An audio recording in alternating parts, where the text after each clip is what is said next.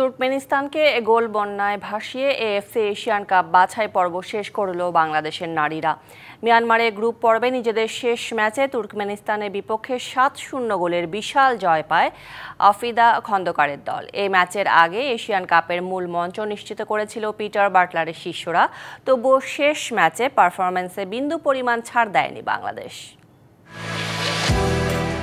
মূল পর্ব নিশ্চিত হয়েছে আগেই, তাই শেষ ম্যাচে নির্ভর বাংলাদেশ নারী দল। তবে মাঠের খেলায় পুরো শতভাগই দিয়েছে বাটলারের শিষ্যরা। ব্রিটিশ কোচের ছোঁয়ায় ইতিহাসে প্রথমবার বাংলাদেশের নারীরা খেলবে এশিয়ান কাপের মঞ্চে, তাই আধিপত্যটাও দেখিয়েছে সেভাবেই।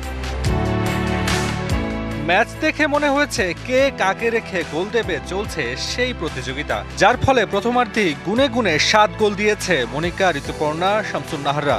যা শুরুটা ৩ মিনিটে স্বপ্না রানীকে নিয়ে। ম্যাচের ৬ ও ১৩ মিনিটে জোড়া গোল করেন শামসুন নাহার। এরপর ১৬ থেকে ২০ মিনিট, এই ৪ মিনিটে বাংলাদেশ পায় ৩ গোল। গোল ৩টি করেন মনিকা চাকমা, ঋতুপর্ণা ও তহুরা খাতুন। এতেই গোল উৎসবে মাতে বাংলাদেশের ডাগ আউট।